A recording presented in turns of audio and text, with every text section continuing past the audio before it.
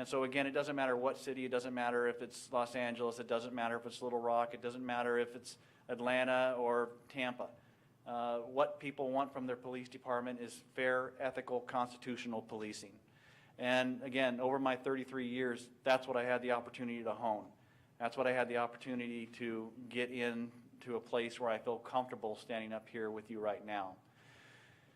I'm not going to go in the weeds in my law enforcement background. Again, it was over 33 years. I had the opportunity to work in an array of different assignments. The majority of those assignments, I spent a lot of time out in the field in operations. That's really where my passion is. It's where I really enjoy being. I think it's one of the more beneficial things that can be done is having that hand-to-hand contact and that first-to-first, face-to-face situations where you get to meet people and have that impact in people's lives. So I started out as a police officer in patrol. I worked a number of different units. After patrol, I worked our SWAT team for a number of years. I worked Force Investigation Division, which investigates all our officer-involved shootings and incidences that are very litigious or very high possibility of risk to the community as well as to the organization. I also worked our Vice unit, so I worked Hollywood Vice for a number of years, and I got to see the transition of how individuals involved in prostitution, how it transitioned from them being the suspects to them being the victims. And I think that is something that we still see today when you talk about human trafficking and you talk about the aspects of that. After that, I promoted at a number of different levels. So I promoted through lieutenant. I had the opportunity to work at counterterrorism unit where we looked at critical infrastructure in and around the city of Los Angeles and made evaluations on how we could build relationships with those people that run those businesses if and when there was a police response. And then, again, I had the opportunity to work as a captain, so I made captain. For the way it's set up, and just to give you a brief idea of what a captain is for LAPD, LAPD has 21 different commands in the city of Los Angeles. Each command is staffed by about 300 to 400 officers, and they serve a population of somewhere between 250 to 400,000 people. That's how the commands are broken up. So as a captain, I had the opportunity to work some incredibly diverse commands, some incredibly diverse areas within the city of Los Angeles. And I worked Rampart, I worked Hollenbeck, and I know these are places that you might have heard or not heard, but it really does demonstrate, again, the number of places that I have been. And then I also worked Central, and I also worked a command called Emergency Operation Division, which focused a lot on First Amendment marches, protested, emergency preparedness, incident command system, and things like that. After a period of time, I got promoted to commander, and for us, again, a commander for us, and they're different in a lot of different agencies. Commander in LAPD, basically the city, those 21 different commands, which are basically 21 police stations. The majority of them are probably, if you look geographically anywhere across the country, each captain handles basically the size of a mid-sized city. So as a commander, you basically take on the role of handling a bureau, and so a bureau is made up of usually 6 to 7 commands, and so you're looking at a span of control somewhere in the area of about 1,800. You do that in direction with and in partnership with the deputy chief.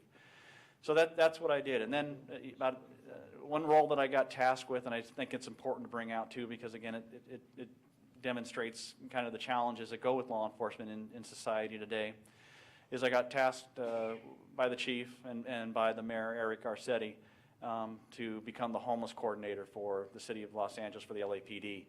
And the homeless in Los Angeles is huge. We have a homeless population in Los Angeles that's about 42,000 people. And again, when you consider that number of people and you consider law enforcement's contact with that, for the most part, it was very negative. And it was negative for many reasons, but I think the biggest reason is that the problem was so huge, it was so immense, and I don't think law enforcement was really set up or really had the ability to handle it. And so we really were setting up our officers for failure. We were setting them up to go out and do a task that they weren't trained for, that they didn't have the opportunity to do placements and do different things. The only place that usually police officers can house somebody who's homeless is jail. That's really the only opportunity you have. And that really wasn't the opportunity we were looking for. So I was able to structure a new system. I built out a collaboration that involved Los Angeles Housing Authority, and then also I brought in sanitation because, again, they had the expertise to deal with the issues that go with homeless. And so this was a collaborative effort that really came into place. And then also was construction of a policy so that the officers knew what to do and the philosophy that LAPD was going to take. So after that, that was in conjunction along with the command that I had as a commander doing all the other special events. And someone asked, am I a Rams fan earlier today? And I'm not a fan of really many professional sports because unfortunately in law enforcement, every time a professional team won in Los Angeles, there was usually demonstrations and celebrations that involved law enforcement being out there. And so I didn't get the opportunity to see a lot of them other than just trying to control them with the Dodgers and the Lakers and the Kings and all that. So again, that's a huge amount of experience that I was really glad that I had the opportunity to have. About a year, 3 months ago, I retired. And again, I still felt very thankful for the career that I had with Los Angeles, but I also knew that I wanted to try different adventures. And I knew that I was kind of at a crossroads in my life of where those things were going to go. And so I picked up a job with California State University where I teach criminology. And so that's been an incredible experience because, again, I get the opportunity to talk to young individuals that have a desire to get in law enforcement and give them not just an academic look, but give them somebody that's been kind of in the trade for a while. I also had the opportunity to do some consulting and talk about technology and introduction to technology and how it can fight crime. And so I've been able to do consulting work with the City of Baltimore as a consultant. That came to a halt when the money stopped about 3 months ago. But that number of trips back and forth, the number of trips trying to consolidate their efforts on how they addressed crime, and more importantly, how they did it with the community support. So in a nutshell, that brings me to here. This is something that I've always wanted to do. I've always wanted to be a chief of police. I've always had the desire to do it. How did Little Rock come about? Many reasons. One, I looked at the agency size. The organizational size is a size that I felt very comfortable with. It was a size that I wanted to deal with. I think there's enough officers here where you can have a true impact. And I also looked at some of the community issues. And also I looked at the crime. I think that a lot of the experiences that I had over my time will fit really well into the crime issues, particularly the violent crime and the property crime that is confronted right now by the city of Little Rock. So in a nutshell, that's it.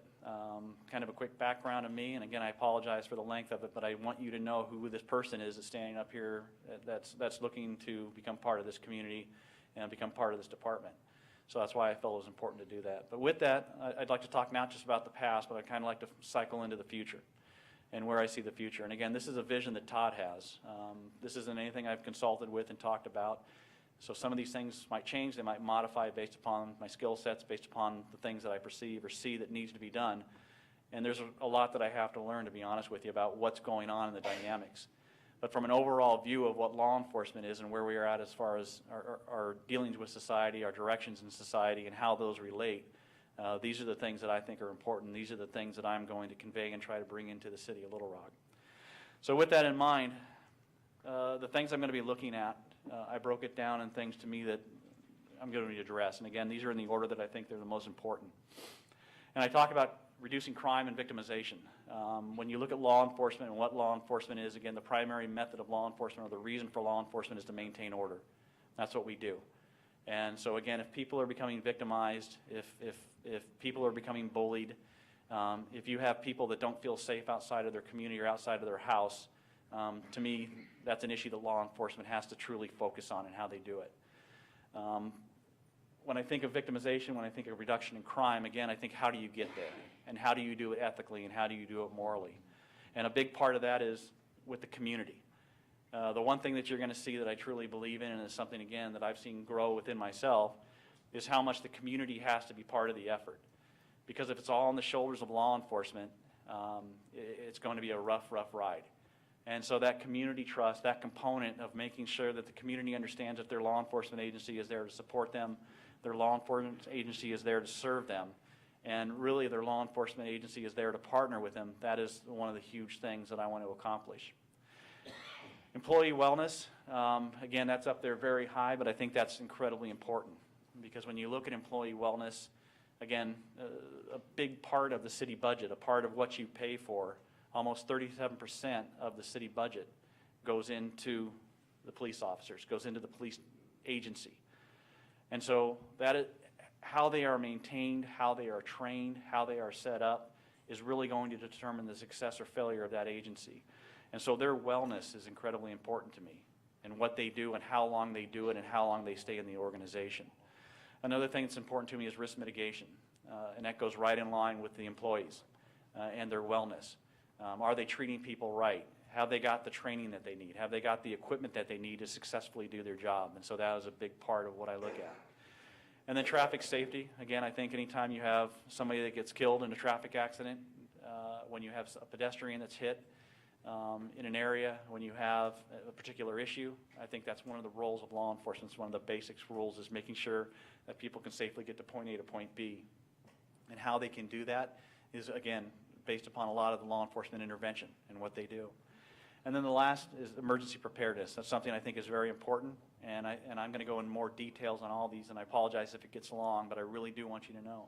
But emergency preparedness, again, is one of those things I think is really important, because it doesn't matter if it's emergency preparedness for a man-made event, such as an active shooter, or it doesn't matter if a tornado comes through here and takes out a lot of buildings and a lot of homes and a lot of lives. The people that are going to be standing at that front line are going to be these men and ladies back here in these uniforms. And so making sure that they're prepared for that, making sure they know how to respond to that is really the key, what I'm looking for. So I talked a little bit about crime reduction. I'm not going to go through every single one of these, but I do think they are important. So again, I mentioned crime reduction, and I already mentioned victimization. One thing I said is I want to see that done as a shared venture.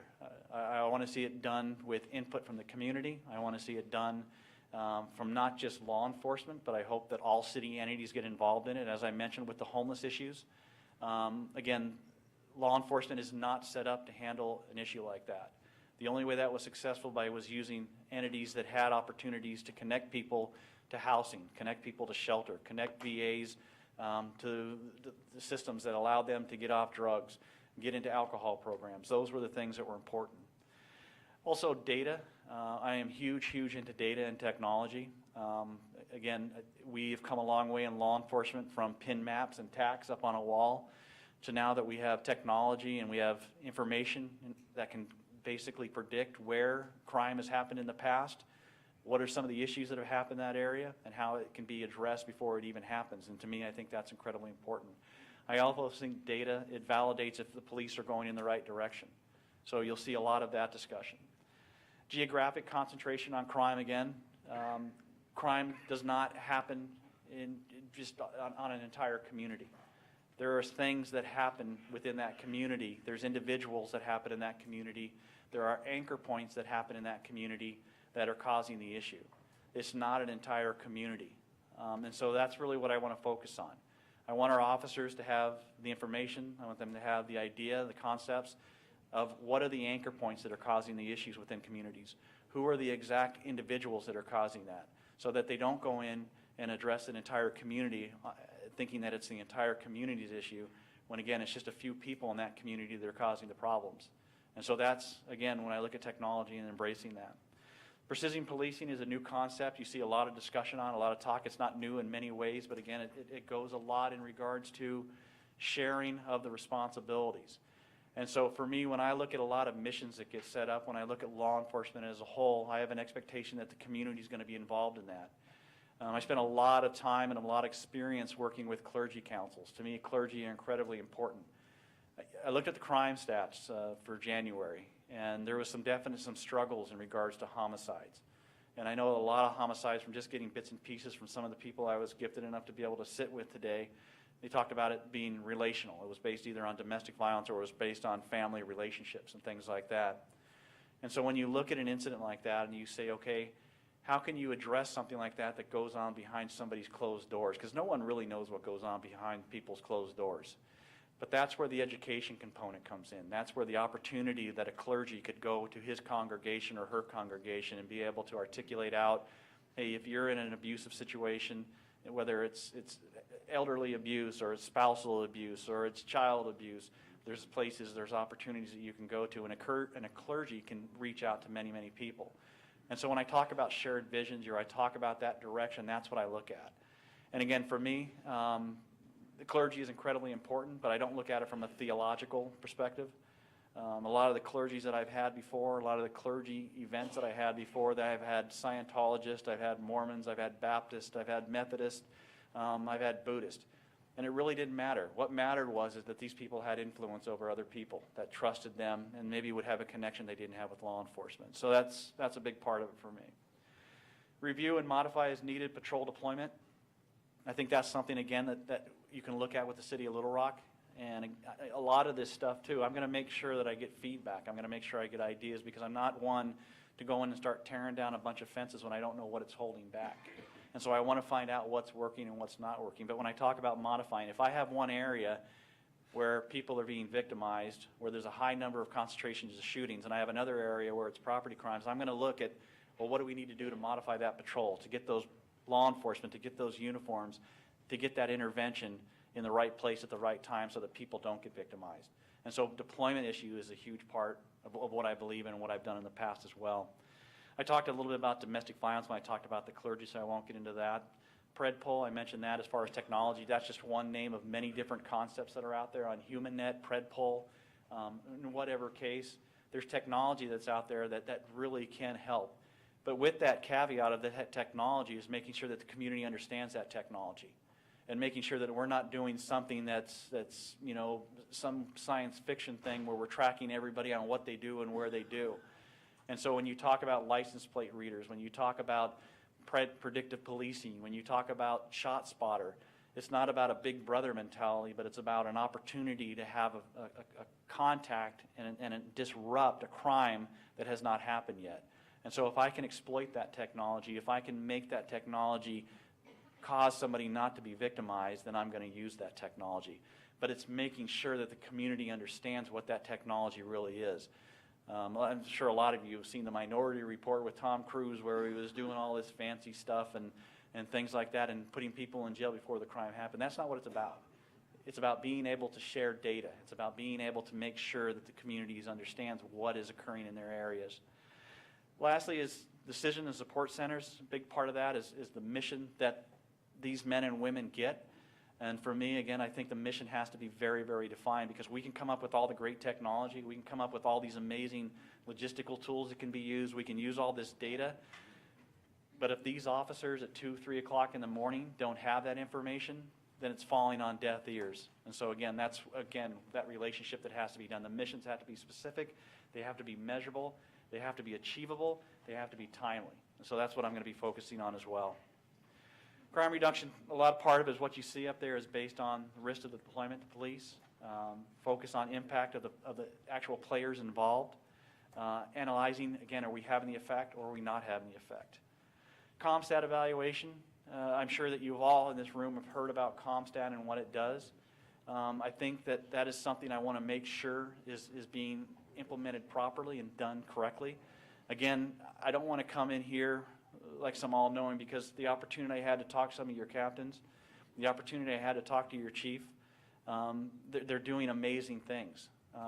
Things that I looked at and I said, wow, that's great. And that was after one afternoon. But when I look at CompStat, I've seen it evolve in law enforcement where it's become more of a gotcha, which it was supposed to not be in the first place. And so you see a lot of people in CompStat spending a huge amount of time and a huge amount of energy basically talking about what had happened in the past. And I don't want to really spend a lot of time talking about what happened in the past. I want to spend a lot of time talking about where are we going to deploy in the future? What are we going to do this week? Where are we going to put our assets? Obviously, you have to look at the analytical information on that, but I want to make sure that the information isn't just talking about what occurred, but more what are we going to do to prevent. So that's when I talk about CompStat and looking at it. And also, I think some commands in some cities, Los Angeles for an example, they almost spend more time getting ready for CompStat than they do actually fighting crime.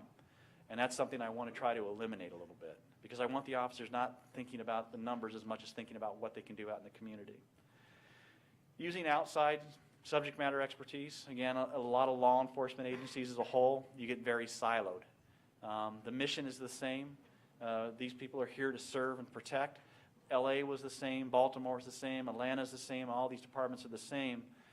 But sometimes you think that what's going on is unique to you, and I've seen that on many different levels. I've seen, hey, this is the LAPD way we do things, or this is the Little Rock way we do it, or this is the Baltimore way that we do it. And so I think there's a lot of opportunities to break down those silos and use things that are great out there across the board, whether they involve law enforcement or whether they involve outside agencies. one of the things that I did was got connected with a National Network for Safer Communities. It's David Kennedy. He works out of John Jay College in New York City. And so I was able to embrace a program called Operation Ceasefire. And Ceasefire basically is where you work with individuals that have a high propensity of being killed or killing somebody. The majority of them are gang members. And you get the chance to call them in and tell them right up front, you have a conversation with them and say, this is what law enforcement is going to do if you keep hurting people, if you keep killing people. And that's what law enforcement has been doing for years. But to do it in a room like this where you're looking in their face and you're talking to them, it has a huge impact. And then not stopping there with just the law enforcement approach, but then deviating and going into the fact that you bring in community groups. You bring in somebody who has lost their daughter to a gang shooting. You bring in somebody who has lost a son to a gang shooting because they happen to be in the way.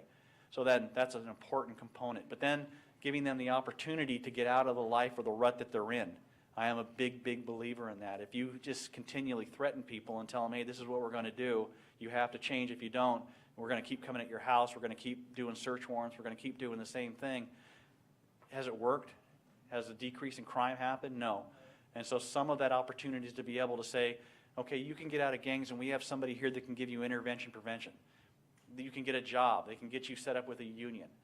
They can get tattoo removal. You have somebody who's going to try to get a job, and for us, again, a lot of the gang members tattoo 18th Street on their face, or tattoo MS, or tattoo Rolling 60s. But to be able to go to somebody and say, hey, you can go to this center tomorrow and get those tattoos removed, it's a new lease on life for somebody who's been in the system repeatedly.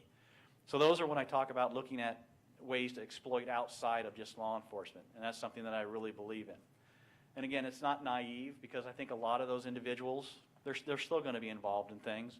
They're still going to shoot. It's not going to be, the panacea to everything. But it allows law enforcement to say we're trying different alternatives than just our traditional approaches of law enforcement. If they do shoot somebody, if they do get back into it, then yeah, we'll go right back to search warrants and we'll go back to detaining people. But what a break it is if they don't. What a break for them if they go another direction. So again, that's when I talk about crime reduction. On building community trust and customer trust, and I talk about it as customers, I looked at the number of radio calls that Little Rock PD responded to. They responded to about approximately 153,000 radio calls last year, which is an absolute enormous amount. So to maintain that is incredible to them. But also, I look at it as that's 153 opportunities to have contact with somebody that's in distress. Because most times the police aren't called when things are going great. When, hey, I just wanted to give you a call and tell you how much I appreciate you. Most of the time, police are called when things are in distress, when somebody has been victimized, when somebody is lost, when somebody is at a situation that they can no longer handle. And so these officers had the opportunity to 100,000 times to make an impact. And so I want to make sure that they have the ability to make that impact and do that. Again, community policing, the philosophies behind it, when you look at what it is, it's problem solving, it's a partnership. If you cut through all the nonsense about what community policing is, really what it comes down to partnership. That's as clear as it can be. Because again, I've seen law enforcement, for me, particularly at LAPD, I saw law enforcement where we thought we were doing a great job if crime was down. And yet we never reached out to the community, we never talked to the community. So we would do tactics, we would do operations, we would do things that would have an impact on crime. But you know what else that did? It made the community despise law enforcement because of how we achieved that number and how we achieved that goal. But we thought we were doing great because we had great numbers.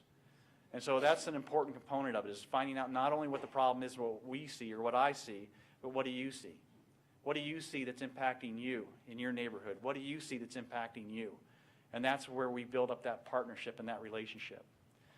Again, when you look at the key issues for me, especially when you talk about constitutional policing, and again, when you think about the Constitution, when you think about how that applies to law enforcement, again, so many of the amendments relate specifically to constitutional policing that basically it becomes legal policing. It becomes following the rules of the Constitution. And the amendments that go with it. When you talk about the First Amendment, the right to gather, freedom of speech, the ability to have demonstrations. Again, this is the capital city for the state of Arkansas. And if someone wants to go to the Capitol and have a demonstration, then it's law enforcement's responsibility to facilitate that, to make sure that it's done successfully. It doesn't matter what group it is. It doesn't matter what ideas or thoughts those particular groups have. That's not the role of law enforcement. Their role is to make sure that they have their constitutional right allowed. And so I think that's incredibly important. When you look at the Fourth Amendment, the right to search and seizure, the right to make contact with somebody, you look at the legality of that. Again, what these officers have to learn and maintain and do is incredible. And so that's when I look at constitutional policing. The things that come up in constitutional policing that usually are the key issues or the key problems in that are something that law enforcement, not just in Little Rock or LA or any other place else, but all law enforcement has to contend with it. Again, they're very, very consistent. It's use of force. Because is there going to be force in law enforcement? There is.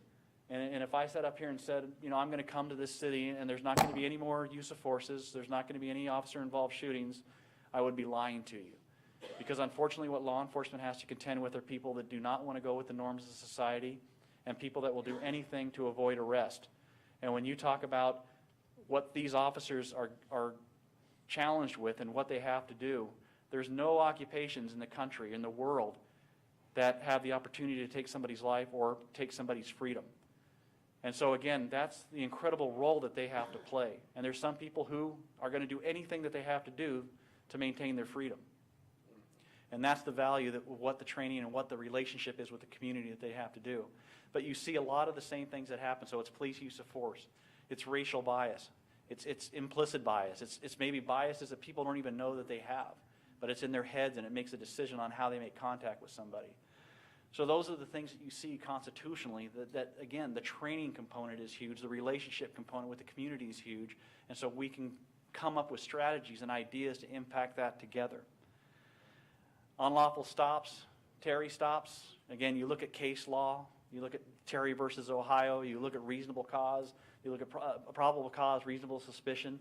You look at how officers stop people and what they do. Again, a big part of that is what is some of the dynamics in law enforcement, what are some of the issues. And so again, it's how you measure that, how you gather the data that goes with that, so that when these officers go into a community and they're focused on an area, we're making sure that, again, they're focused on the individuals that are causing the problem and not doing it as a blanket. Now, if all their stops happen to be African Americans and they're in an African American community, we want to make sure, well, what was the reasonable suspicion? What was the probable cause that put them there in that area? And again, when you talk about constitutional policing, that to me is very incredibly important. Police interaction with the mentally ill. Again, I talked a little bit about what I did in Los Angeles. And if this is long, I apologize, but I do think it's important. But the mentally ill, the majority of homeless people, that's the situation that they're in. The vast majority of them have some type of mental illness. When I look at the 40+ thousand that I dealt with, again, for us in California, it was very unique because a lot of the institutions that dealt with mentally ill people are no longer there. And so that's why we started to see a huge influx. Also, drug use is a huge problem with the homeless. And when you take somebody who is self-medicating, when you take somebody who has schizophrenia, and then they're using meth or using heroin on top of that, it's a very, very unique combination to have. And so with these officers, they are the ones that have to have contact with that.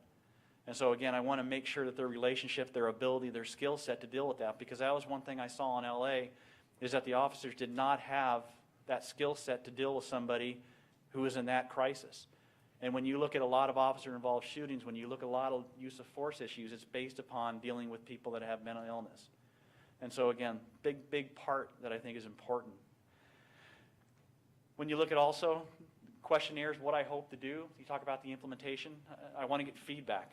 I want to find out how is your service. I want to get questionnaires. I know a lot of this stuff is probably getting done, but I want to reinforce it.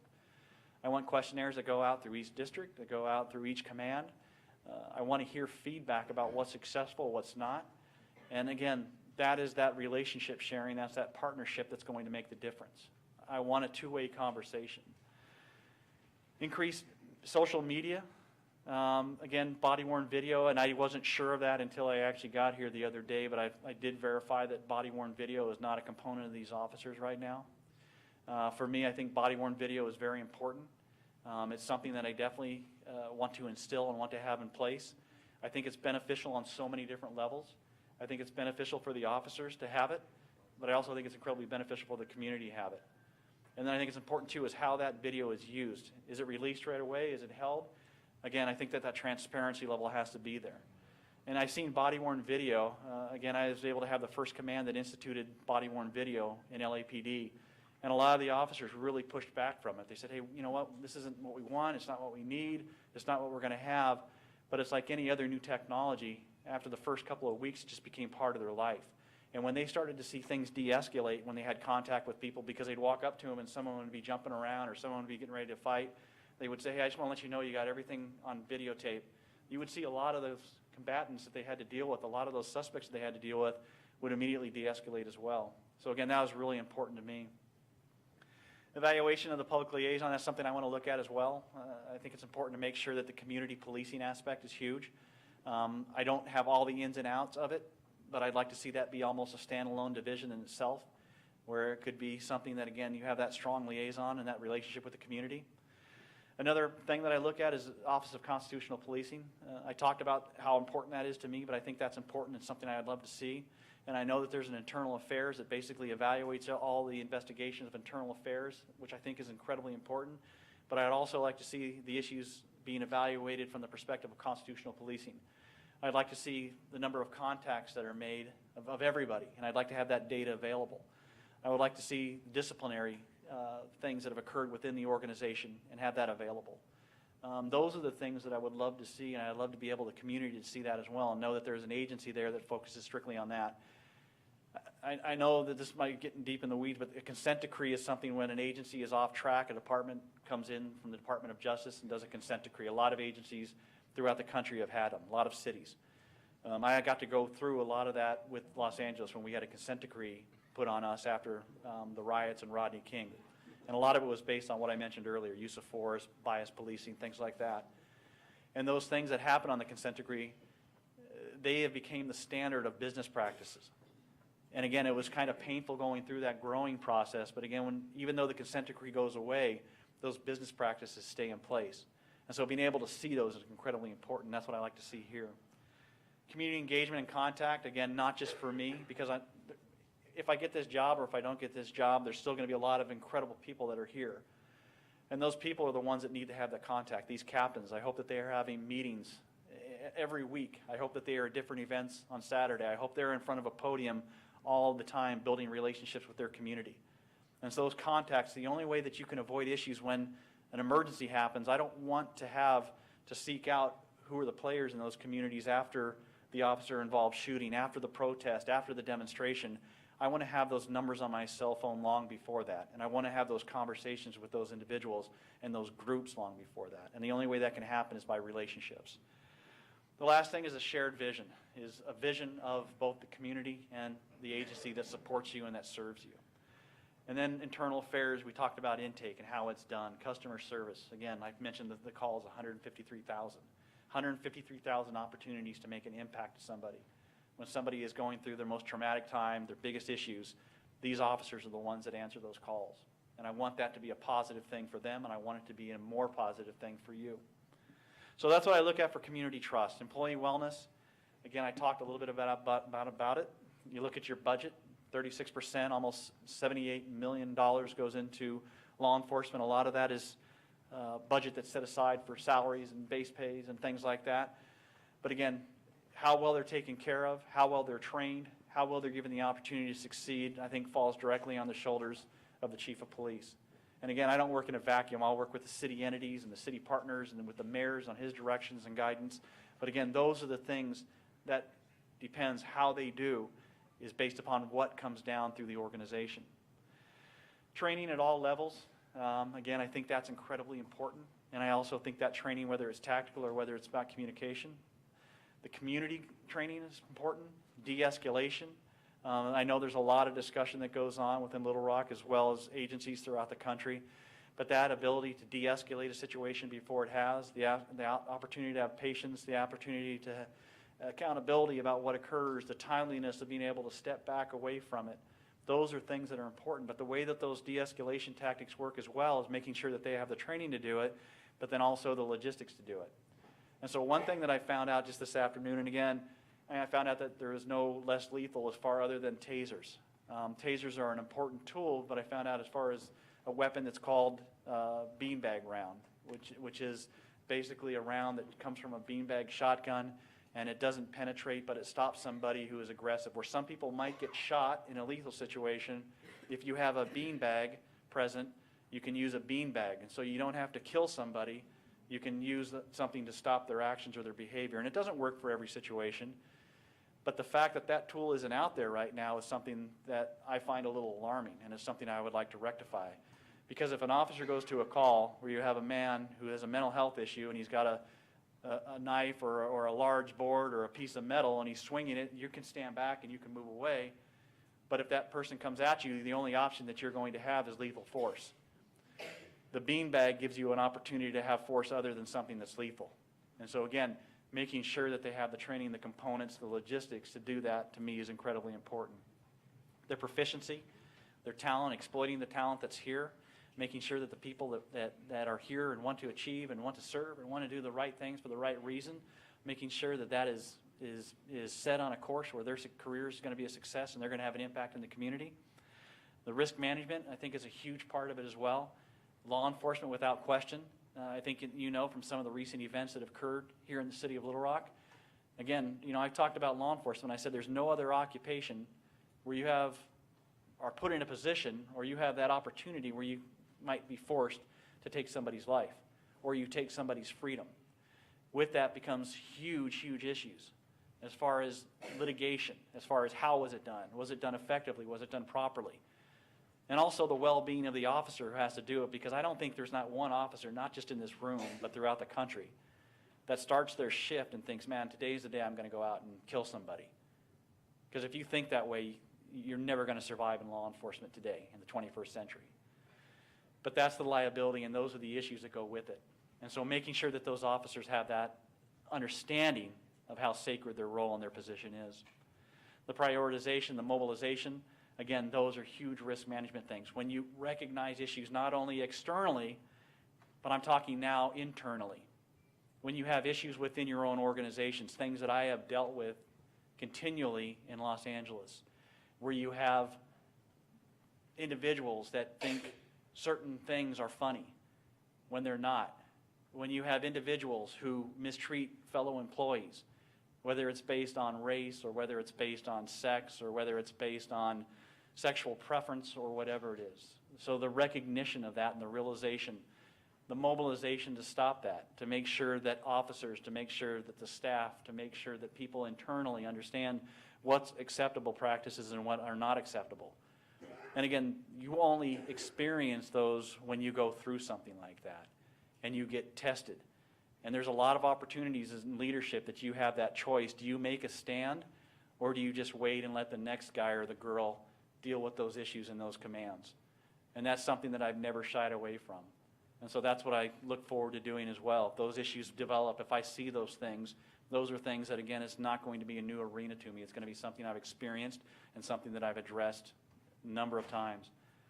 The mobilization, again, sending out that message to the officers, what is proper, what's not, and making sure that you follow that up by how you act, by what you do. So when I look at internal and external, again, there's a number of them. I'm not going to go through all of them, but what I hope to implement and what I hope to do is evaluation of the recruit process. When you talk about who comes on to this job, I think it's important to look not just at the people that are in the black and whites now, but look at people, how they got into those black and whites. And for that, I think you have to really look at a really aggressive recruiting process. You have to look at a recruit, an officer that fits the needs and concerns of the community that they're going to serve. And that starts many, many years before they become officers. Again, I look at the people that impacted me, the mentors that impacted me, and it was long before I ever put on a badge. It was people that had influence. And so I look at that, what can we do in law enforcement? Can we go into schools? Can we set up cadet programs? Can we talk about law enforcement and the number of schools that are spread throughout Little Rock? And I think that's 100% you can. Can you go to colleges? Can you come to this college? Has there been a recruitment in this college where you've talked about, hey, this is what law enforcement can do? And whether you like it or don't like it, think about it. Think about what you can impact in people's lives. And so that's a big component of it for me. The curriculum on 21st century policing, again, I think when you look at 21st century policing, how we are selecting people, what we're doing, I think it's modified, and I think it's changed, and I think it's important that an organization stays up on those changes and stays up on that modification so that they know they're getting the best recruit and in turn getting the best officer out there. And is everybody meant to be a police officer? No. There's some people that aren't. but hopefully you have the catch systems in place, you have the selection process in place, you have the ability to weed those bad players out. And so again, that is the big part of what you're looking at. Also with vertical staff meetings, something I think is really important because I like to get officers in, and I'm going to press that down into the command staff as well, for people that they have influence in, where at least once a month or once a quarter, they're sitting down with those officers, they're sitting down with the staff, and they're finding out what's working and what's not. And a big part of that is going to be talking to the officers that are not all happy, but talking to some officers that are disgruntled and find out what's successful and what can I do better for you. And sometimes you find out it's the smallest things that have the biggest impact. And then lastly, when I look at regular meetings of a sworn civilian union representative, I think that's incredibly important. Last night I had the opportunity, like the mayor mentioned, to meet with the Fraternal Order of Police and the Black Officers Association. And again, I think that those two entities, it's important, one, for me to have a clear understanding of what their needs are and what they want. And all of them are not going to be answered, and I'm very clear about that because not everybody is going to be happy, but I think that relationship is huge. But I also think it's important that they have a strong relationship, that they have a bond together, both entities and both units. And then lastly, it's harm in the workplace. Again, and a lot of that goes back to the workplace environment and how it's set up and what it's done. Additionally, and then we're coming up to an end here, so thank you for your patience, but I look at traffic safety, and I mentioned it before about the number of collisions, about deaths that go on with that. Again, we talk a lot about law enforcement. We talk about, going to calls for service. But when you think of the number of vehicles that are out there and you think of the number of people whose life has been taken by vehicles, that really stresses the amount of importance that's needed with that. And then emergency preparedness, the First Amendment marches that happen, very important to me, whether it's spontaneous or whether it's pre-planned, how those are handled, how they're done. And again, there's a lot of philosophy that I have where if someone is having a march, I'm not going to maybe deploy every single unit out there. If a police resource is not needed, if we can address those marches, if we can address those demonstrations, and we don't become the target of what's going on, I think that's a success. If they can demonstrate, if they can have their freedom of speech without it becoming a law enforcement event, but law enforcement is still there to respond if necessary, to me that's a success. So I'm not big into throwing skirmish lines or columns of police officers out on an event that they don't need to be at. I would much rather have the event go, freedom of speech, facilitate, and then step away from it. Natural disaster, again, I talked to somebody earlier. They took me out to the training site where a tornado destroyed that facility. I think that's a very rare thing here, real. For us, again, I've been through 2 earthquakes. I've been through multiple fires in Los Angeles. I think you guys saw a really hectic fire season. It's just almost the norm in California, especially in Southern California. So as far as the incident command on these fires, as far as incident command on earthquake recovery, those are things I'm very set up and with, and those are the things I know that these officers are too. But again, it's about making sure that they get the training to have the understanding of incident command system, making sure they get to go to a facility in Texas called TEACS, where they go through all the incident command systems and the in-service training. That's what is really needed. And then lastly, I think active shooter, whether it's in a business or whether it's in a school. Active shooter can happen anywhere. It could happen tomorrow. And you're never going to know where, and you're never going to know when, and you're never going to know why. Again, I've seen those unfold. It's not unique to Southern California. It's not unique to California. It's a national issue. And if that bubble goes up, if that bubble bursts, and there is an incident at one of the schools here, I want to make sure that these officers have the equipment, the ability to go in to affect the safe recovery and the protection of your children. And the only way they're going to do that is if they experience it, if they go through it in training scenarios. And so that's what I really think is incredibly important. It's also working with the school districts, working with major industry and major businesses, and let them know what some of the warning signs are. Let them know how to control ingress and egress of facilities. So those are the things that I'm looking at, and those are the things that I'm striving for. Lastly, I'm going to end it real quickly, but exploration and exploitation. Those are 2 terms that, if it happens, these officers are going to hear repeatedly. Because I want to have exploration on things that I think we could do better. I don't want to look at the status quo. At the same time, I want to exploit the things that are successful here. I want to make them better. I want to be able to take the things that these men and these women have done in partnership with the community and say, hey, these are successful, so let's make them even better. Or, hey, we haven't thought about this. We haven't thought about working with National Network. We haven't thought about working with the Homeless Advocacy Group. We haven't thought about reaching out to the city government for this particular thing. Why don't we take a look at that? And let's exploit something. Let's explore something new. So those are the things I'm looking at. Environment of growth is something I believe strongly in. Again, this role, if I get this opportunity, it's not about Todd. It's about service to you. It's about service to these officers. When I look at my style, a lot of people say, well, what's your leadership style, or what do you think is important to you? Mine is, without question, servant leader. I don't think you have to be weak to be a servant. I think you have to be incredibly strong. But at the same time, the leadership part is a role of that. It becomes integral to that.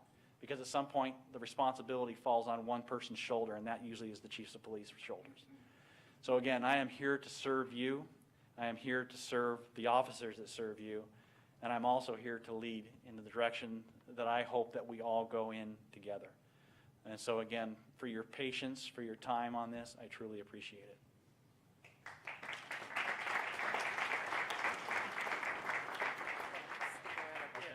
Thank you so much, Commander Chamberlain. We'll start taking questions. Let's hop right in. If you guys would line up on the outer parts of the room and line up for your questions. Again, questions will be limited to 1 minute, and we'll allow Commander Chamberlain an opportunity to respond. And I believe we have some Facebook Live questions as well, so we'll jump to those also. Let's start on the my right side of the room. 1 minute. Thank you. Thank you. Thank you, Commander Chamberlain, for your thoughtful and thorough presentation. I really appreciate it. My name is Vincent Tolliver, Grassroots, Arkansas. My question to you, one is, what is your position on Stand Your Ground? As you know, over 30 states across America have adopted that legislation, and it's currently being introduced in the Arkansas legislature. That's one. And then also, two, talk to us about Earl Wright, who 6 years ago in Los Angeles was awarded $1.2 million by a jury, and Earl Wright, of course, was a black officer under your command. Let us know what you could have done differently, if anything, and what do you feel, looking back 2020, on that particular decision? Absolutely. Thank you very much for that question. I appreciate both of them. What is referring to Earl Wright was a lawsuit that happened. I was a command, as a captain in a division which is called Central. Central has about 400 officers. It's right in downtown Los Angeles. I took over that command, and probably about 3 weeks into it, I had an officer come forward. Actually, it was a sergeant that came forward and an officer as well. And there was a sergeant in this unit. It was a small unit of about 12 people. And their responsibility was working within the community. And this unit that was in Central, they had a business practice that was unethical. And they had a way of doing things to each other that was completely unethical. And not only was it unethical within the organization, it definitely was not allowed. And this group had their own little bubble. And so I had an officer come forward, and he said, hey, I got this text. And this text was actually a very tasteless text. It had a picture of a small duck, and then it was the N-word underneath it, or abbreviation of the N-word. And the officer who sent it actually wasn't an officer, it was his sergeant. This sergeant had been in the unit as an officer, and then this sergeant left that unit and came into the unit again as the supervisor. And this individual had a hard time distinguishing between being a supervisor and being their buddy. And so there was a culture in this unit that those type of activities, those jokes, were what they considered were jokes. And so they had a number of events. And you've read the article, so I'm going to just let everybody be very much aware of it. There was one event where an officer on his anniversary was given a cake. And on that cake was a piece of watermelon and fried chicken. And it was given to a black officer. A black officer is the one who actually gave him that cake as well. And so that was the environment that was in that arena, is that they felt that that was normal behavior because it didn't hurt anybody and they were all enjoying it and it was a big joke. Well, when I came into that command, again, when you extrapolate these incidents that have happened, they happened probably over about a year period, a year and a half period, longer than that. And so when I got into command and I became aware of it, the first thing I did was I looked at it and I said, okay, well, this is going to stop. And so I started an environmental impact, and that's something that in Los Angeles we have the right to do. It doesn't have to immediately go to a personnel complaint. And so I started an environmental impact on that unit.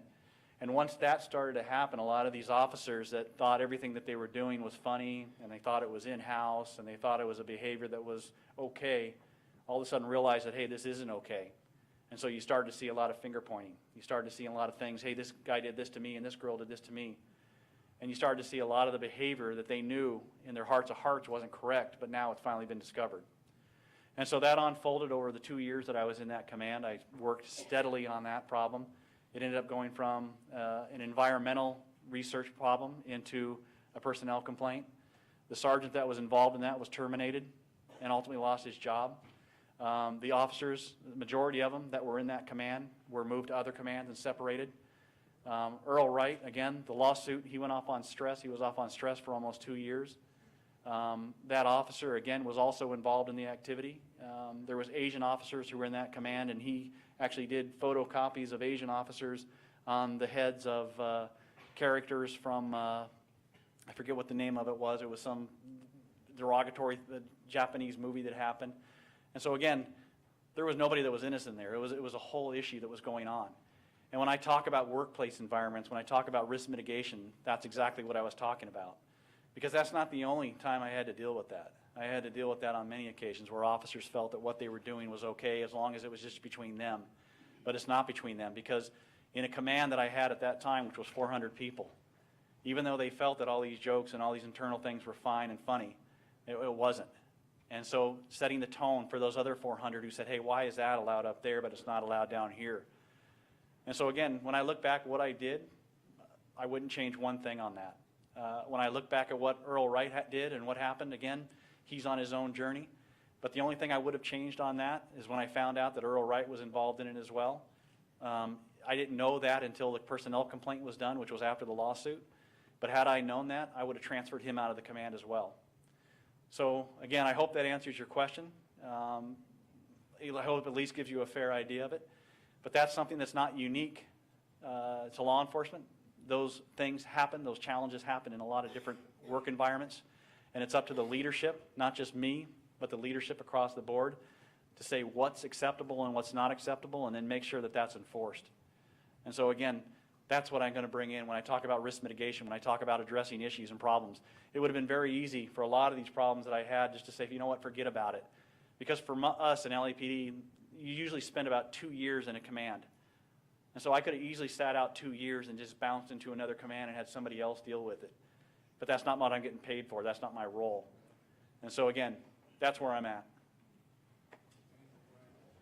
Commander, I think the first part of his question about stand your ground. Yeah, stand your ground. Again, that's an unfolding legality issue, and it's going to be based upon what the courts come up with, and then based upon what the courts come up with will be what law enforcement enacts. Again, law enforcement does not institute the laws. It's done through legislation. And again, that's where law enforcement comes as, the board as far as having to deal with that legislation.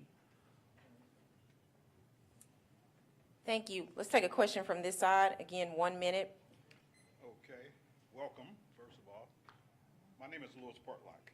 Will you speak into the microphone, please, so Okay.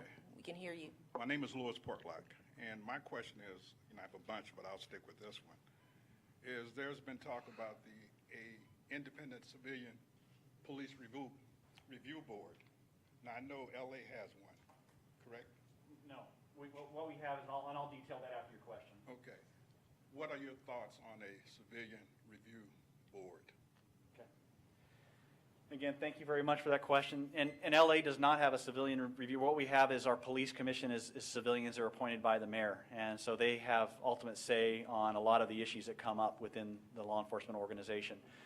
We do have components where civilians are involved in the disciplinary process. So if an officer is going to get terminated, or if an officer is going through what's called a board of rights, which is basically a hearing, there's always a civilian that sits on that board with a law enforcement personnel. Again, I think that is not going to be a decision that I'm going to be making from my end. But I do have ideas and thoughts about it. I think if that is going to unfold, if that is going to occur, I think it's very, very critical that you get the right people in those right places. The dynamics of law enforcement, to be able to make recommendations, to be able to make decisions on it, again, that comes with a subject matter expertise. It's like trying to say, I'm going to put somebody in charge of information technology so that they can implement a new Google system or a net system or some other new system, and yet this person has no background or no experience or no knowledge. I think it would really cause an issue in a lot of ways.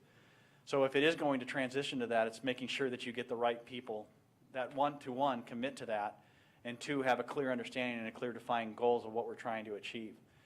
But for the most part, the one thing that I found, especially on the disciplinary issues when we had civilians involved in it, And this is across the board. And I sat on many, many boards of rights where termination was always the high possibility and where it usually happened. The one thing that I saw on a lot of those boards of rights is that the civilians were much more lenient than the officers. And again, good, bad, or indifference, that's the system we had to work with. But I saw a lot of civilians who would say, you know what, we can save this officer. I know we can get him training. We can just give him days instead of termination. Whereas the law enforcement, you would look at it and say, hey, do you want this guy or girl back in the car serving people? And I would not. And so again, that's what I saw as a pattern. And a lot of it's going to have to unfold. I don't think tonight I can give you an answer. I think it's got its place, but also I have some major concerns about it as well. We're going to take a question from Facebook Live. The question, Commander, is what do you plan to do to hold police accountable for misconduct? Again, I think when you look at police misconduct, it's making sure that you have given them the standard of what is acceptable and what they need to do and how they need to perform it. So again, a lot of that falls back on the training component. Because again, if there's misconduct and you have not enforced it, or if you have not set kind of the benchmark of what is considered misconduct, I think you're really setting them up for failure. With that said, once that standard is set, then I think it's incredibly important to make sure that the community has a very, very open process as far as personnel complaints, personnel issues. And that goes back into the intake of personnel issues. It goes back into the communication back once that personnel complaint is done. It goes into making sure that the officer not only gets penalized if that is the case, but they get retrained so that it doesn't happen again. If you don't have a fireable offense and you just keep giving somebody days off, what does that really prove? For the most part, it proves that you're going to start getting an employee that becomes ineffective, that will start doing depolicing, that will be hostile towards the organization in the long run. And again, when you're talking about a career of 25 or 30 years, that's not what you want. And so I think there's alternatives too, where you can say, okay, we're going to send you to this particular training. We're going to monitor you. I think a lot of that also comes with the police misconduct is the monitoring process in itself. For us in LA, we had what was called teams. For here, I think you have something called EMI, or I'm not sure what it's called, but it's basically red flags if an officer gets involved in a high number of use of forces. It's red flags if an officer gets a number of personnel complaints. And I think that is kind of the catch-all where, again, making sure that that system's in place. Because just because you have the system, it doesn't do any good if you don't use it. And so I want to make sure that that system is set back up and make sure that it's validated and somebody with a skill set is monitoring that system and saying, hey, this employee has been identified as having potential problems. Let's take them out of the field for a while. Let's send them to anger management training. Let's send them to de-escalation training. Let's send them to some other type of training that's going to be beneficial to them before the actual incident occurs. So I hope that answers that. Thank you. We'll take a question on this side. Hello. Back in 2013, like Vincent stated, the department was accused of racism. Earl Wright was awarded over $1 million. In his lawsuit, he cited that he reported to you several times and you did nothing. A few years ago in Little Rock Police Department, we had a member of the department admit that he attended KKK meetings. Last year, our department, the officers in the department sued the Little Rock Police Department claiming racism. What can you do to ensure us that racism will not be tolerated within the department and also not tolerated in our community? Absolutely. Thank you for the question. And I mentioned this last night with a group. I don't think that there's anything worse than racism, but I also don't think there's anything more hurtful than being classified or labeled as a racist when it's not deserved. And a lot of the subject that you're talking about with that, that's definitely what that dealt with. And with that particular incident, again, I think it's really important to make sure that the organization, again, has a clear understanding of what is acceptable and what's not acceptable.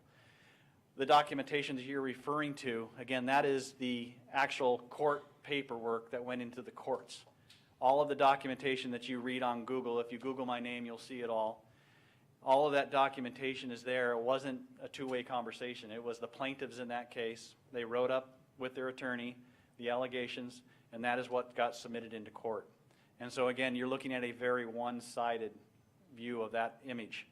And obviously, when you have somebody who's suing the city, I was never named on that lawsuit. You're having somebody who's suing the city. They're not going to say that, hey, Todd Chamberlain did a fantastic job, but I still want to sue.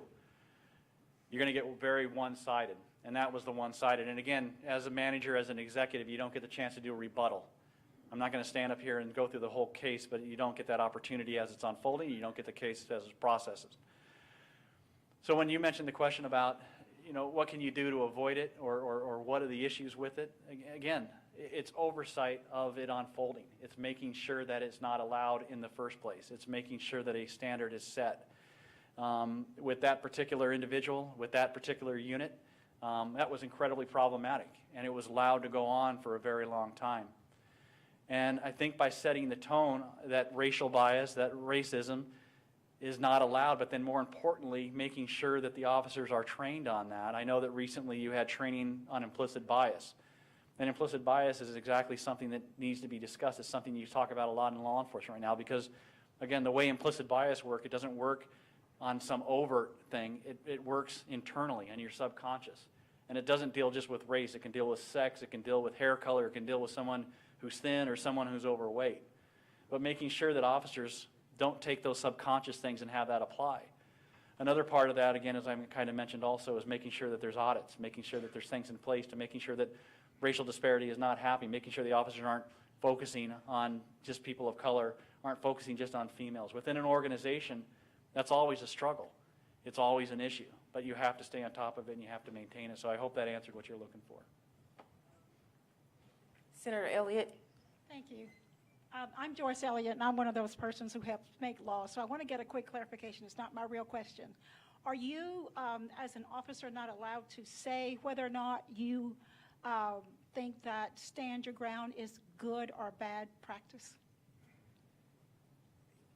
I'll be very honest with you. There's a lot that I don't know about it. And there's a lot that I really don't want to give you bad information on. And so until I looked at it, until I started really getting in the weeds on it, that's something I don't feel really at liberty to say. I know the stand the ground rule is basically, it's exactly what the difference is on as far as de-escalation, where it's basically you're telling officers to step back and move away. On stand the ground, again, that's the exact opposite. You're saying, hey, I have the right to do what I'm going to do to you. Oh. But when you look at the legality issues of it, when you look in depth at it, again, that's where I would definitely want to do more of an analytical review of it before I started making specific Are you comments on it. familiar with the Trayvon Martin case? I am. Okay. Well, that's the kind of stand your ground I'm Yeah, talking about. I have a clear understanding. Well, my question, my real question, it really is my real question, had to do with something you were just talking about. I'm under the impression, I want to be clear, I'm saying under the impression, that when we have had racial or implicit bias training in the Little Rock Police Department, at one time it was something that was really real training. And I'm under the impression that a lot of officers did not like that, and perhaps nor did the chief. And we went to something that was, kind of, we've done it and that's it. All right. So my question is, what kind of criteria will you bring to making sure, if there is implicit bias training, that it really is something that it has to make people feel uncomfortable to make sure it works? What kind of criteria will you bring to that? And will you also be very thoughtful about including LGBTQ implicit bias training as well? Because that's something we haven't done well. Yeah, and I think training, again, no matter what type of training it is, whether it's implicit bias or whether it's tactical training, again, I think it's making sure that it's maintained, making sure that it's scheduled, making sure that it occurs regularly. Again, I do. What you said is true. A lot of officers do not like the fact that they're going to implicit bias training. And I think the big reason for that is because a lot of officers feel that, hey, I am not a racist. Why am I going to training that's going to basically say that I am a racist, or I have some conscious thing in my head that I'm a racist? And that's a very difficult thing, but that is law enforcement today, and that is society today. So I do believe in the training. It's still very, very new, to be honest with you, and there's still a lot of controversy about, can you take someone's subconscious thoughts and translate that? I mean, there's different tests that have gone on in Harvard. There's different things that have been discussed about it. So it's very challenging, but I think like anything else, if it's a need of the community, if it's a need of the department, if it helps resolve issues within the community to say, hey, at least we are going down that road and we are maintaining that so that there is an awareness level, I think it's an important component to have. In regards to the second half of your question, I'm sorry, about the LGBTQ? Yeah. Absolutely. And again, that makes no difference whether, and when you look at implicit bias, again, it's like I mentioned, it's not based on race. I know a lot of people correlate it to race. It's based on anything. If you look at implicit bias, it could be, I'm going to give a job interview to somebody and there's an overweight person, or there's a person with red head there, and then there's a person without red hair. And so I give a job interview to somebody and I say, even if you're not that person, you sat next to that person, and so I have a concern about that, so I'm not going to give you that job. That's the foundation of implicit bias, which I'm sure everyone's aware. So again, that is really the struggle. It doesn't relate just to race, it doesn't relate to sex, it doesn't relate to sexual preference. So the LGBT community thing, again, that goes across the board. They're going to get the same service, the same commitment, the same attention that anybody else who is out there that needs service, that needs commitment, that needs the police. Sexual preference is mildly entertaining. What isn't entertaining is the fact that someone's being victimized, and we're going to do our best to make sure that they're not. Thank you. We'll take another Facebook question. Commander, what is your view on the proper role of city police in immigration status and enforcement issues? Absolutely. And again, that is without question another question that is at the forefront of law enforcement right now. When you talk about documented, undocumented, legal, illegal, however you want to say it, it's really right now, when you look at sanctuary cities, again, sanctuary cities for the most part, that is not a legal term. That's more of a philosophy of the city, is that they are going to say we are a sanctuary city, we are going to offer aid and support. When you look at it from municipal law enforcement, which again is what Little Rock is, they are a municipal law enforcement. They are not a federal agency. For almost across the board, all municipal law enforcement officers, it is not their role, it is not their place to ask if you are documented or undocumented. That is at a federal level. That would be for immigration customs enforcement. So again, I mentioned I did 33 plus years in law enforcement. The city of Los Angeles is primarily a city of people of color, primarily Hispanic. They are the majority in the city of Los Angeles. Over that time, I never once asked anybody I had contact with, are you documented or are you undocumented? Because it doesn't make a difference. That's handled at another level. But now I will say, and I want to make sure that, again, when I talk about transparency, I truly mean it. I will say that a lot of agencies, a lot of cities, they're saying, hey, we're going to sever relationships with ICE. We don't want ICE as a component in our agency. And you'll see a lot of task force, and you'll see a lot of things that happen with ICE where they incorporate in a lot of law enforcement agencies. Now you're seeing a tone where a lot of agencies, especially the ones that are sanctuary cities, are stepping back from that. I would personally have huge problems with that, and I probably would not do that. And the reason I wouldn't do that is because ICE deals with many, many things other than just whether you're documented or whether you're undocumented. It's like a lot of other federal law enforcement agencies. They have agencies and they have entities within ICE that deal with human trafficking, that deal with child pornography, that deal with transportations of good that funds terrorist activity. And so for me to say that, hey, there might be somebody down by the riverfront who's being prostituted out by some gang from another country or from another location, and I'm not going to use a resource that has ability and knowledge to impact that person's life and stop that person from being victimized, I think I would be remiss. And so that is, again, for me, where I'm at. Now, as far as undocumented or undocumented, in law enforcement, especially, like I said, at a municipal level, really it comes down to if they are breaking the law or they're not breaking the law. It's not a matter of if they're documented or undocumented. If they are breaking the law, I am going to expect and thoroughly expect these officers to take them to jail. If they're not breaking the law, if they're not victimizing people, if they're not causing problems, then whether they're documented or undocumented is not going to be an issue for us at this time. So I hope that answered your question. Let's go to this side of the room. 1 minute, please. Yes, you kind of did a lot of talking, but I don't think you answered anybody's questions. I don't care for you to be politically correct. I want you to kind of give us a direct answer. If these officers aren't doing what's right, if they're violating people's constitutional rights, are you going to reprimand those officers not just for a couple of days, but take them through the same, push to take them through the same legal consequences that we have to go through? Because all it takes is an accusation for the regular citizen, but then the people that are supposed to protect and serve us are the ones violating us. So why do they get the benefit of a doubt even when it's caught on camera? Are you going to do anything to take care of the people that if you're possibly the chief, are you going to take care of the people that you're supposed to take care of, being the citizens, being that the police are the ones that violating us? Absolutely, and again, the reason law enforcement is here is to serve the community. And you mentioned citizen. It doesn't even matter if you're a citizen. Like I said on the last question, whether you're documented or undocumented, if you're not a citizen, these officers are still going to provide services to you. Obviously, if they're going in a wrong direction, if there's issues, it's going to, the response to that, the penalty for that is going to be based upon the severity of the issue. If there's issues that warrant termination, that they should not be in law enforcement, then termination will be in place. If there's issues that don't warrant termination, that warrant some other type of intervention, whether it's days off or whether it's retraining, then that will be looked at.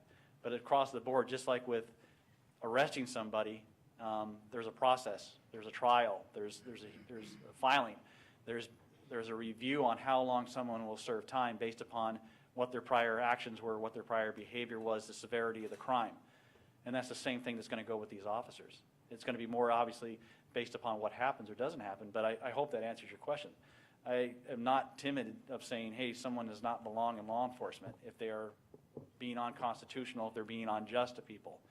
But at the same time, every case is going to have to be weighed on its own merits and its own amount of issues that go with that. Question on this side of the room? Yes, thank you.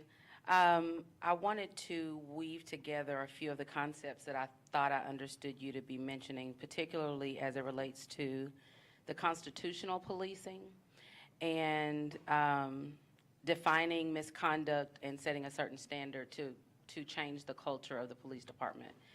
So you talked about citizens protesting and exercising other constitutional rights.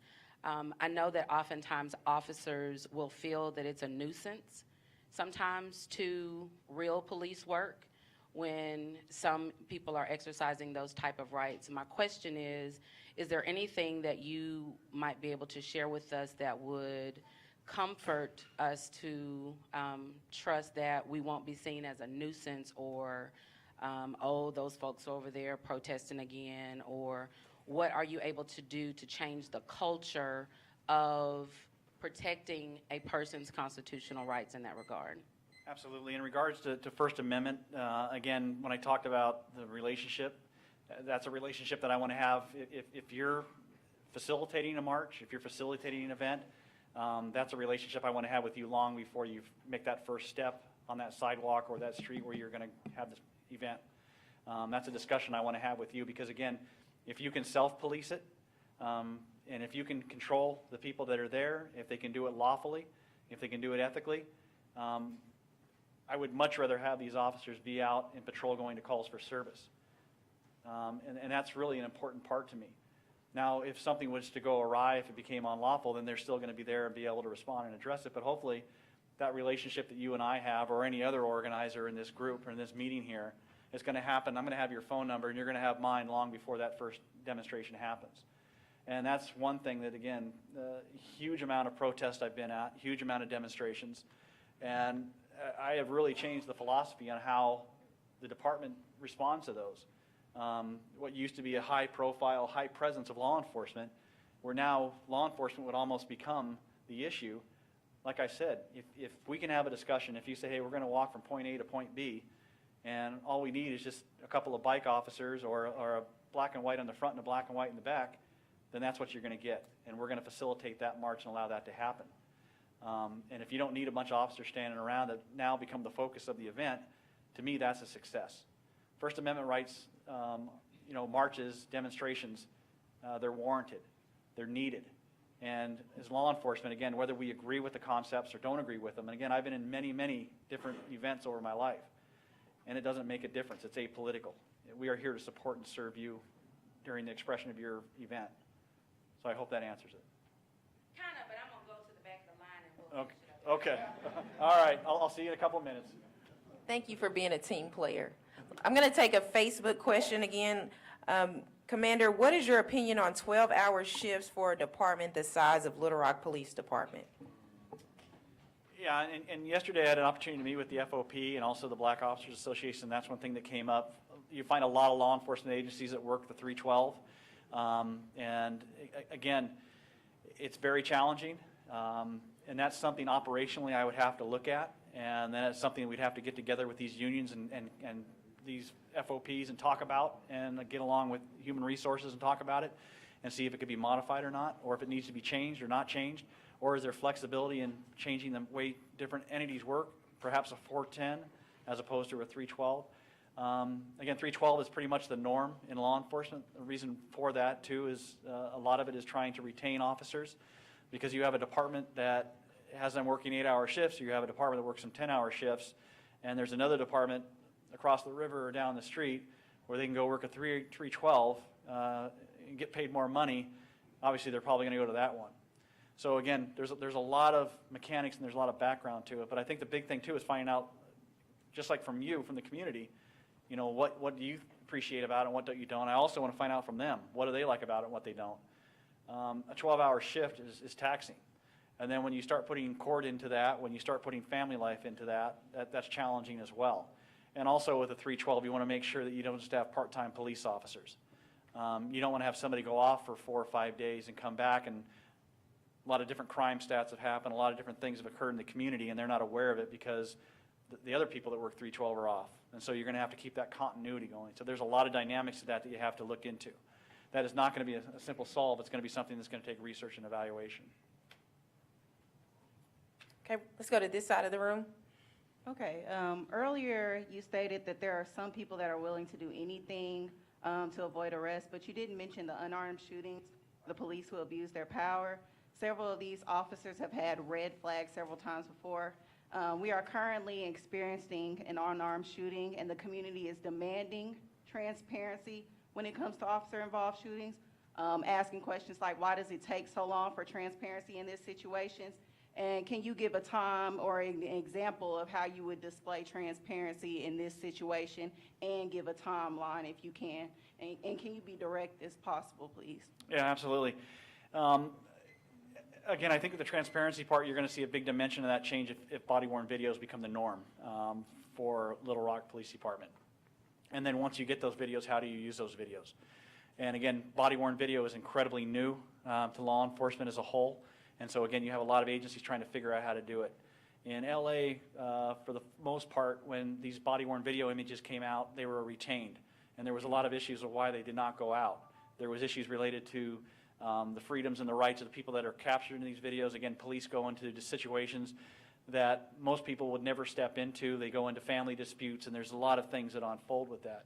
Since that time, it's been modified and changed, where now that is going out, where there's actually like a critical incident website where these videos are getting dropped in and people can go on. It gives basically a narrative of what happened, why it happened. We had a really traumatic shooting where an individual took a female Hispanic hostage and put a knife up to her throat, and so the officers went there, and he started to slit the throat of this woman, and so they opened fire on him, and they ultimately shot her as well. So it was a tragedy in all accounts. But that was one where, again, the video released the narrative behind it to give people the awareness of what happened. And so that's something, again, if this department moved towards body-worn video, I would like to see that out. I would like to see that ability for people to see it. I don't think it's going to be right away. I think, for the most part, I think there needs to be a period of time where the investigation is done. I'm not talking years, because most officer-involved shootings investigations take about up to a year.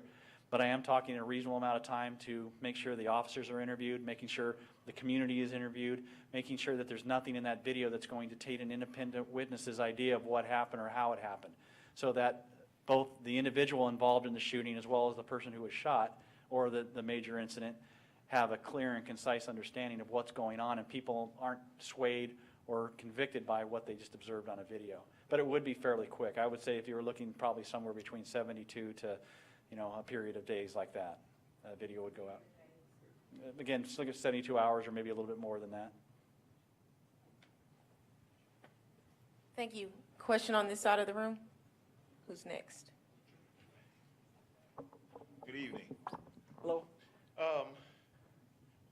Just looking at LA, I think population is about 4 million or so. Yes. But then coming to LA, Little Rock, Arkansas, population being 193, probably 800,000 in the metropolitan area. Yes. How would your approach change, or your philosophy, or do you see any similarities, any differences? Is your thought process changing coming to a city the size of ours? Absolutely. Again, I think that the template that I got with the city of Los Angeles, and I'm not going to come here and try to make and I want you people to know that too, I'm not going to come here and try to make Little Rock Police Department LAPD by any stretch of the imagination. They have their own identity, they have their own thoughts and philosophies, and I hope that we can work with that and embrace it and bring what's good from other departments and agencies, not just LA, but from throughout the country. How I see it translating to size-wise, again, the commands that I had, and I had multiple commands. I went through probably 6 different commands in the city of Los Angeles, and you really are your own chief. There's so much autonomy in the city of Los Angeles that you really basically are your own chief. And so for 6 times I was the chief. I was a captain rank, but basically handling the responsibilities of a community that was roughly around 250 to 300,000 and involved roughly about 350 to 400 officers.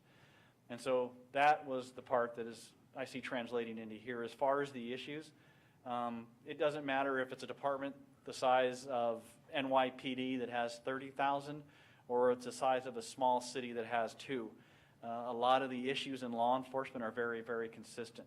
And a lot of the concerns are very consistent. You mentioned Trayvon Martin before. Again, when you look at that city, when you look at Ferguson, when you look at Baltimore and Freddie Gray, a lot of those concerns, a lot of those issues are very consistent within the law enforcement community. And so how I would handle it would be very, very consistent with that. And also it would be very strategic. And again, I know people think I talk at a 30,000-foot level, but the training that we talked about, the implicit bias training, the racial bias training, the use of force training, the fact that they would have tools and logistics to handle those things, that's what you would see. And that's, again, it doesn't translate just into the size of one city. It can go to any city. Because who police deal with are community members. And who police are community members. That's one thing I really hope that everyone understands, that police officers are not made in some pods out in some ranch in Arizona somewhere where they all of a sudden miraculously become police officers. They are society. These are the people, many here in Little Rock live in the community. And these are the people here that are part of this community. And so, again, it's very, very equivalent no matter what the size is. We'll go to this side of the room, Representative. Thank you. I wish that most of the police actually lived in Little Rock, but they don't. My concerns are these. First, in terms of your experiences, pardon my voice deficiency at the moment, while you're articulate and speak well,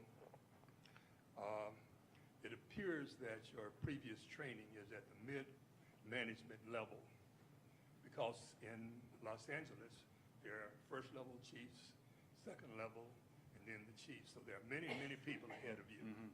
So it also suggests to me that you have not had very much hands-on policing, that is, dealing with the problems that arise on a day-to-day basis, and the supervision of officers who often use their own racial prejudices and tendencies to shoot to kill or to punish a community, which is the subject of focus of most of the law enforcement in town. So how would you address that? Yeah, absolutely. Again, and thank you for your question, and I hope your voice gets better there.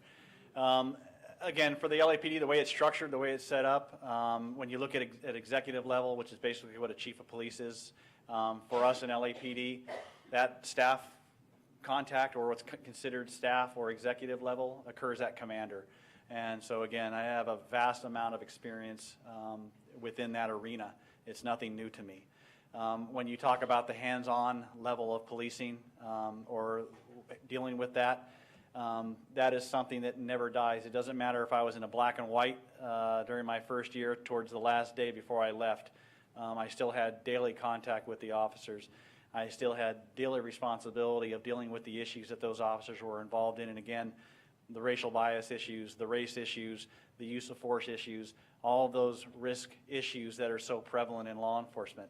And so I appreciate your question, but with all candor, sir, I have the expertise. I have the subject matter knowledge. I have 33 plus years of experience. I don't think that you're going to find any other candidate with the qualifications, with the background, with the history, and with the span of control that I have had. So I do appreciate the question, but I don't agree with the analogy that came out. So thank you. You also targeted policing only on one section of the community. Yeah, and again, and thank you for that. I will hit that up without question. But when I talked about the role of what I want to do as far as community policing, and also the role of what I want to do as far as directing law enforcement resources on crime suppression, it dealt specifically with that, where it was not going to be a blanket on a community, but it was going to be to identify the actual individuals that are causing the problem, identifying the locations that are causing the problems, identifying the issues that are causing the problems within that community, and focusing the resources and the officers on that arena, not as a blanket, but as a response to individuals that are causing the issues. Question on this side? Go ahead. Hi, and welcome, Commander. You come from the original militarized police department, the Los Angeles Police Department. In fact, the year that you started during the Summer Olympics, the police department was remilitarized.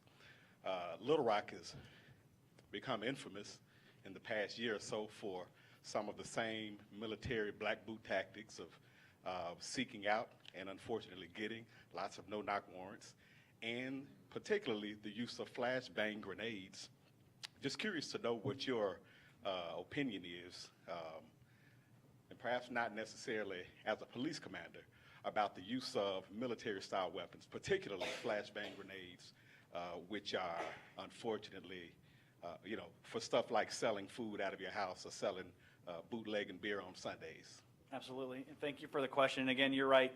I was at a position in law enforcement. Law enforcement still is quasi-military. The rank structure, the way it works, a lot of it is still very similar. But as far as the militarization of it, I did see a drastic change in law enforcement over my time, as I'm sure a lot of people in this room have seen.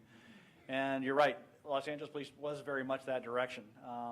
And a lot of the things that we have changed have demilitarized a lot of that, has changed the philosophy in community policing, changed the philosophy in community outreach.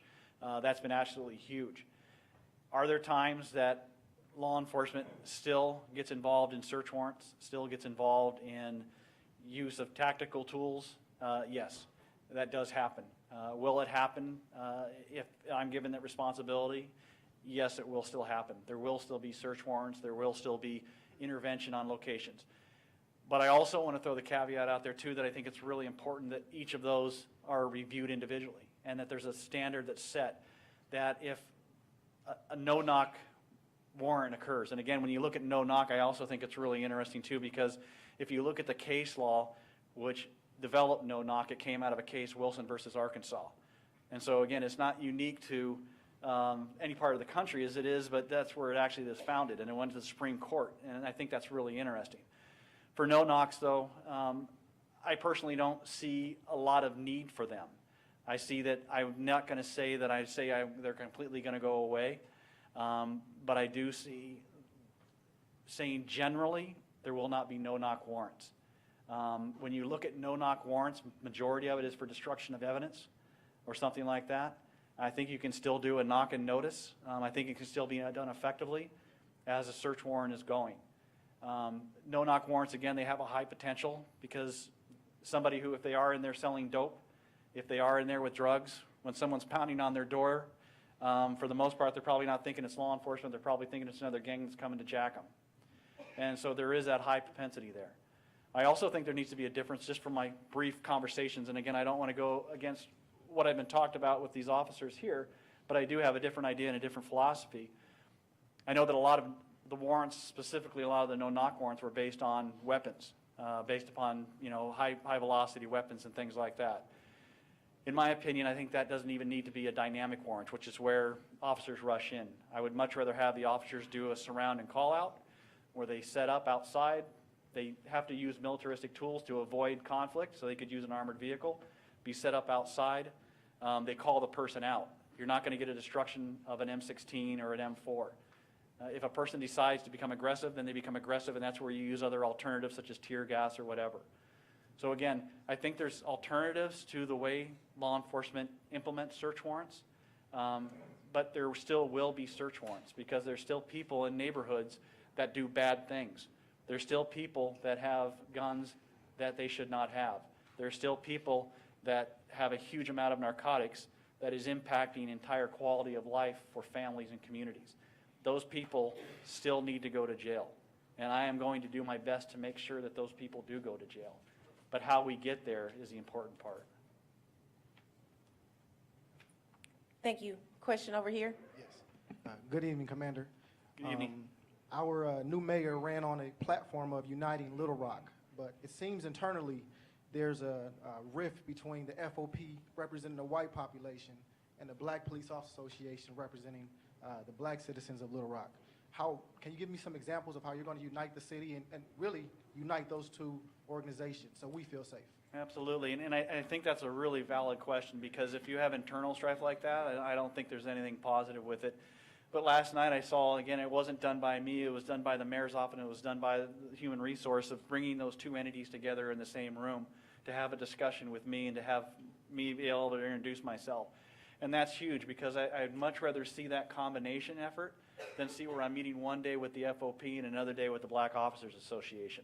Because they're both striving for the same goal, and that is to support the employees that they represent. And so that's something, again, I really look positively towards, where we can have quarterly meetings with both entities at the same time, where we can have open discussions. Because I think a lot of it is like on so many other levels is that there's miscommunication about what's occurring for a black officer as opposed to what's occurring for a white officer or a Hispanic officer. And I think getting through all the minutia, but actually having real conversations and me being able to say, hey, this is why this person got transferred, or this is why this person got selected for a particular spot, that is what I think is going to address a lot of those issues. Question over here. Good evening, Commander Chamberlain. My name is Loretta Hendricks, and as a lifelong educator, K through 12, an education specialist, my interest abounds with our youth. Our youth are the bedrock of our community.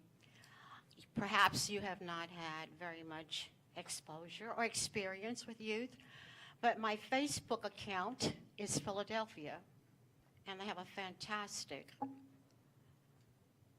youth program. We have one here too, Little Rock, which is okay, I believe. It's still in existence with Willie Davis and his crew, police officers. Could you give us some insight into, if you are the chosen one, could you give us some insight into what offerings you would bring to our community to deal with our youth? I would like to also share, a few years ago, I spoke at Dunbar, and I spoke to the students about the issue and how to approach policemen in those instances. So can you help us with that? Thank you. Absolutely, and thank you for that, and also thank you for years of teaching, because that is a journey in itself, so thank you. The youth thing, again, is something I'm very aware of in all those commands that I was able to serve in. A big component of that was also a cadet program. A cadet program is basically where you bring youth into the police station. And again, you seek out youth that need those services. You seek out youth that need contact. You seek out youth that need another path other than maybe what they get on the streets. And so for us, the cadet program was absolutely huge. And it wasn't just about trying to cultivate them to being law enforcement officers. It was about trying to give them life lessons that help them on their journey. And so that's what I really see with our youth programs. And that's where I like to see it go within Little Rock, and I'm sure it's already headed that direction, but that's where I want to see it reinforced. And then also the conversations with the youth, the reach outing to schools. Again, most times a lot of the youth, the only thing that they reflect with people in uniforms are a parent would say, hey, if you don't act nice, I'm going to have that officer handcuff you. that's such a negative tone at the very beginning. So I think it's really dependent upon law enforcement to try to change that philosophy. And a lot of that comes through the same outreach, the same things that you do in the classroom are the same thing that these officers are going to have to do. The connection with the community, the RSOs that work in these schools, not just arresting students that are bad, but trying to seek out students that need a change. Those are the things that can happen and unfold. And I know it's not 100%, this is how I would set it up and this is what I would do, but the philosophy, I think, is more important than the mechanics of it. Because, again, if you can impact a child, if you can impact somebody who wants to go in that direction, that's really the important thing you're hoping to do. Commander, I'm going to take a Facebook question. Should officers be required to reside in the city to be employed by Little Rock Police Department? Again, for me, as the chief, when I look at it now, when I look at my experiences in law enforcement, I don't think that that's a needed requirement. I have had a lot of officers, myself included, drive into the city of Los Angeles, and my commitment, my service to the people of Los Angeles, it didn't make a difference it was my home community or not. Matter of fact, I usually spent more time in the city of Los Angeles, and I can guarantee it, and so could my wife, that I spent more time in the city of Los Angeles than I ever spent in my home community. And so making an officer have to live in a certain area, again, everybody in this room, everybody in the city of Little Rock made a decision to live in Little Rock. That was something that you decided. I think that law enforcement officers should have that same opportunity to decide where they want to live, where they want to raise their family. If they come to work, if they're productive, if they serve the community, I really don't care where they live. Earlier on you talked, and this is kind of segueing away into another question, but early on you talked about the LGBT community. I honestly don't care what someone's sexual preference is. I don't care what race they are. I don't care what sex they are. I don't care what they do if it's not illegal in their own home. What I care about is that when they put on that uniform, they serve and they do their job. And that's what I care about. If they don't, it doesn't matter what race, what sexual preference, where they live, their actions will be addressed. So I hope that answers the question. At this point, I don't have a problem if an officer lives outside. I won't have a problem more than likely if given this opportunity. It's not going to be an issue with me. But again, I don't work in a vacuum. There's other people that I have. Everyone has a boss. There's other things that I have to be conscious of. But as far as my perspective on it, as long as they show up on their shift, as long as they do their job, then they have the right, like any other person in this country, to live where they want to live. Thank you. I'll take a question over here really briefly. We're going to wrap up in about 3 to 5 minutes. My other question is, you stated earlier that you were against no-knock search warrants, and I saw that you at one point worked with SWAT, and I wanted to know how often did you all perform no-knock search warrants, because here in Little Rock alone, in the past 4 years, we've had over 250 designated no-knock search warrants, and within the past 6 to 7 months, we've had about 15 to 16 of those cases dismissed because of officers falsifying probable cause affidavits. So I just want to know, could you give them your quick summary of how you guys would go about if it was a no-knock necessary? What would you have to do to obtain one? Yes, yeah, I will, and thank you for the question. And again, with no knocks, I'm not going to say that they are not going to happen. I mean, if I get this possibility, if I get this job, if I get this role, sir, let me finish. I think generally they should not happen, and I agree with that. But there are times where a no-knock warrant, I think, is warranted. And you brought up my history, and I'll talk about 2 times where I think that they're definitely warranted. One involved where an individual killed the mother of his child, took the child, went to another home that he lived in, and he had made numerous phone calls and said that if anybody comes at him, he's going to kill the child. It was a baby. It wasn't even a child. It was an infant. Said he's going to kill his baby, and he's going to kill himself. So we found out where he was. We went to his location, and that was a no-knock warrant based upon preservation of life. Another incident was where an individual it was a drug deal that's gone bad. An individual was taken to in a motel. He was doused in gasoline. The people who took him stood right by him with a lighter, and they said that if anybody comes other than somebody delivering money, they were going to ignite this individual inside this motel. So that was another example of a no-knock. But again, generally, I don't think that they're needed, and I think that there's other alternatives. And it's not just the alternatives of no-knock. It's like I said before, there's some warrants that I think are being done dynamically, which dynamic is where the houses are getting surrounded, the doors are getting broken, and officers are flooding in. There's some things where I don't think that you need to do that. There's some opportunities, I think, especially where there's weapons in there, again, where you don't have to worry about somebody destroying or flushing down AR-15s or machine guns into a toilet, that why would you rush in there? Why not stand back? Why not get cover and concealment?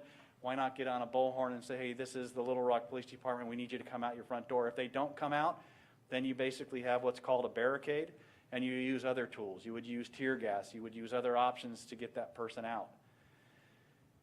On narcotics, again, it's based upon, I still think that you can get away with a knock. You arrive at the location, you're on bullhorns, you give that summons and you say, hey, we are coming in, and you go in.